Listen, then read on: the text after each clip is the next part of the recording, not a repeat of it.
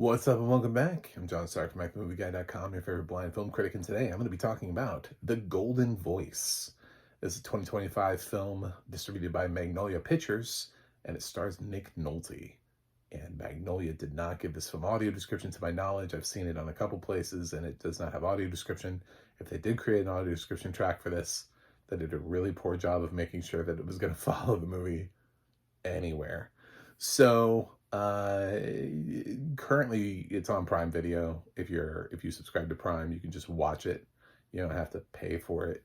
I clocked it on video on demand services and I waited so I didn't have to pay for it for it to land somewhere. I was interested in it obviously because of Nick Nolte. It does have other cast members in it, but I don't know who they are. So the reason you would watch this is because of Nick Nolte.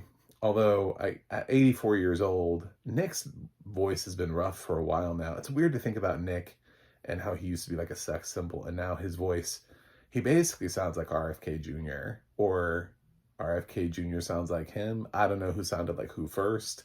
One of them is copying the other, but we need to rush Nick Nolte into an RFK Jr. biopic real fast because this dude's on point.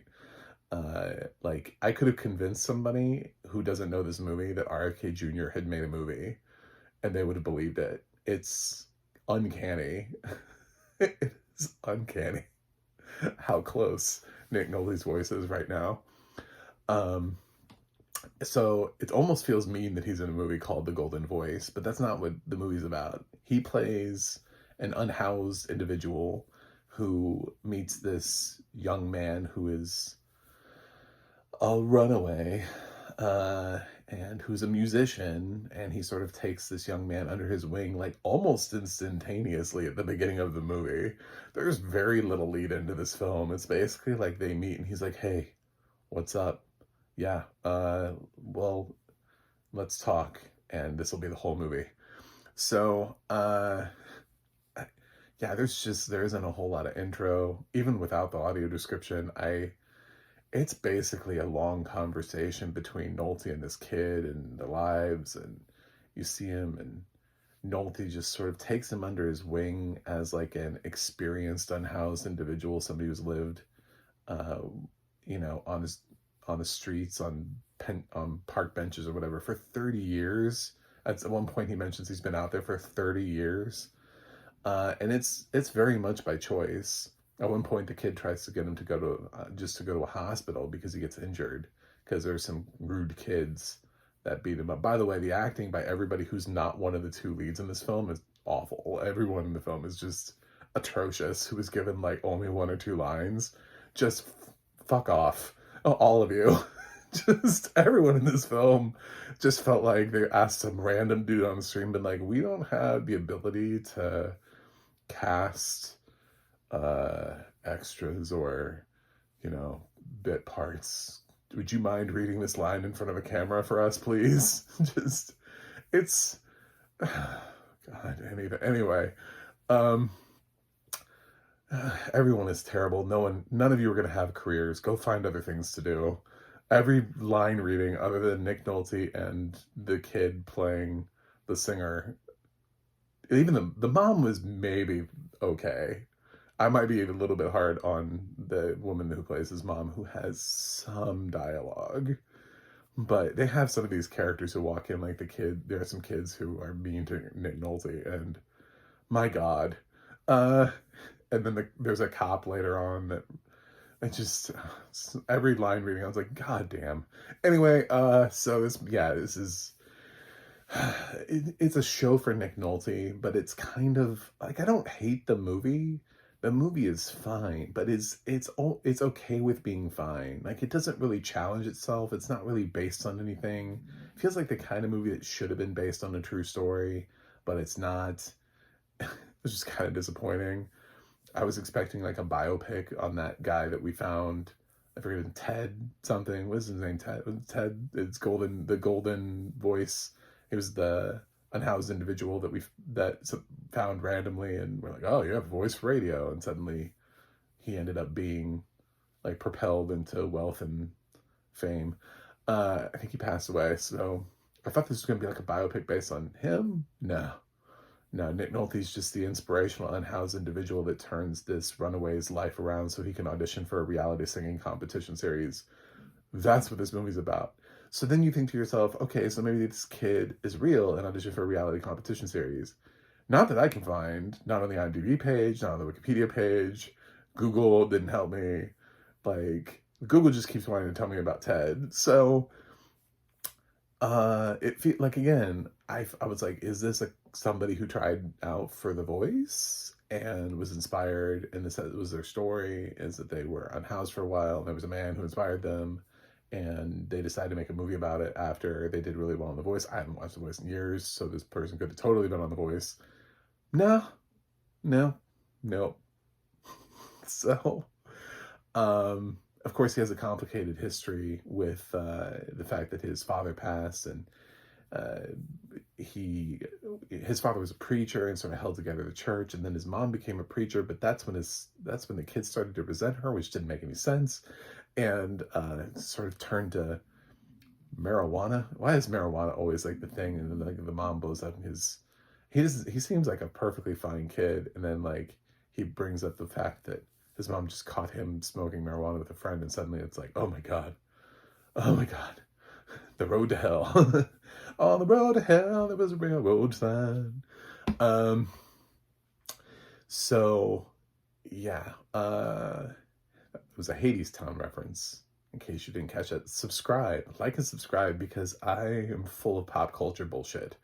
Uh, this is I don't know. This is whatever. It never digs deep enough.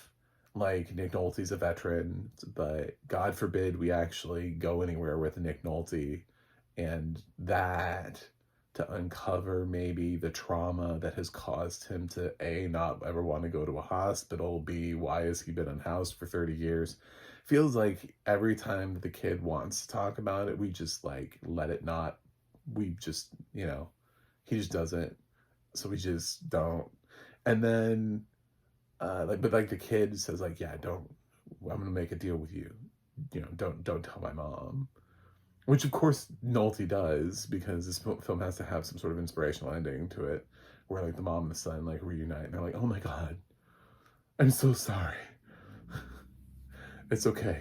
I'm sorry I smoked weed, and you can be a musician. Oh, I can. Thank you. The end. Ah, do you feel inspired?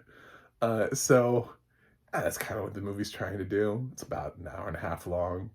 It's probably one of the least interesting things you could possibly watch this year, but again, it's not offensively bad. It's just not. It's one of those films I struggle because there's no mid ground.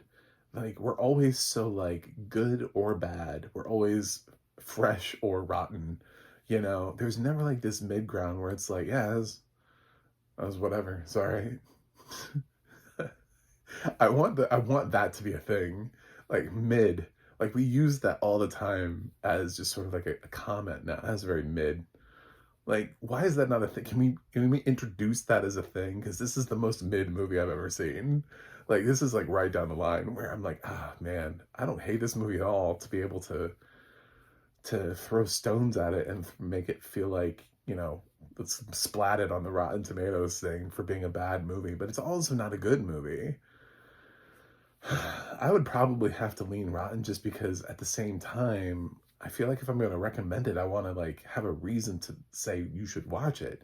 But at the same time, I don't really have a strong reason to tell you not to watch it, except for the fact that the extras can't act their way out of a paper bag. So I don't know. It does have a couple of script things where it's like, I wish it had dug deeper. I wish it had gone further. The kid has a nice voice. I really loved his cover of Dance with My Father. I thought it was kind of ridiculous because Nick Nolte was like, you have a voice like Luther Vandross. And I was like, no, he doesn't. And then later on, he sings a Luther Vandross song. And I'm like, well, he doesn't sound anything like Luther Vandross, but this is a dope cover. Um, so, uh, yeah, it's... if you're bored and you're looking for something to do, it's not offensive. It's not angry. I mean, I don't think it would be offensive to people with an unhoused population, because Nolte isn't like forced to ever do anything, uh, and literally anything. They're just, it's one of those movies where like he's like, I don't want help, and they're like, okay. At the end of the movie, and you would think that like they would kind of force him, or he would repay the favor or something, but no, that doesn't happen. Or be like, okay, so because they do this whole thing where the whole time they're like, I'll make you a deal, and then the other kid counters him with his own deal. They do that a couple times. You would think that they would counter him because it would solve the problem of the movie, of the way the movie ends, which is basically like the movie's building to an inspirational end, and then it just slaps you in the face and walks away. That's kind of where the movie is. So when I'm talking about leaning one way or the other in a world where we have to, where everything's black and white and there's no gray, in the world of ratings, then I lean more towards rotten or, um, negatively impacting the film, because there are things about the film. There are more things that annoy me, or I would consider to be slightly negative, than there are positives. I mean, I can't say this is Nick Nolte's best performance ever. That's not going to happen. I didn't even care enough to memorize the name of the kid, because he's okay, but he's not like a generational talent that's going to blow me away. He's a competent actor who would be perfectly fine if the CW was still making shows like they used to make. Like if he was an All-American or something like that, it wouldn't have surprised me. So, but unfortunately the CW just imports things now, and they don't really make original content, so they don't have a brand anymore. They're just, we're saving money. Um, I don't know. I guess kudos to Magnolia for picking this up for distribution, but let's be honest, they picked it up because Nick Nolte was in it. Had this not been Nick Nolte, had this been like another actor who nobody knew, I have no idea where this would be on Tubi. I mean, this is like a hop, skip, and a jump away from Tubi. So, yeah, those are my thoughts on The Golden Voice. It's not poorly directed or edited or anything like that. It could use audio description, although most of the movie is literally just them sitting and talking, so, or him singing. It's really not a hard film to follow if you want to without audio description. There are things that you will miss out on, yes, absolutely. But in like the whole sliding scale of, silent films to, trying to think of like a film. Somebody brought up Mass the other day. I thought Mass was an excellent example because it's like basically four people in the same room talking for like 90% of that movie. Also, I know Amazon put audio description on The Listener, but The Listener is basically Tessa Thompson sitting in her apartment being a phone operator to a helpline. There's really not much that ever changes, and everybody that you're listening to is on the other end of the phone. So there's one character in that film, and so I went ahead and recommended that. I was like, I don't care if this film, but then Amazon dropped TTS audio description on that, so you can watch it with audio description. I haven't bothered to listen to it again because A, it's text-to-speech audio description, and B, really you don't need it. It's seriously, it's just Tessa Thompson having a bunch of phone conversations.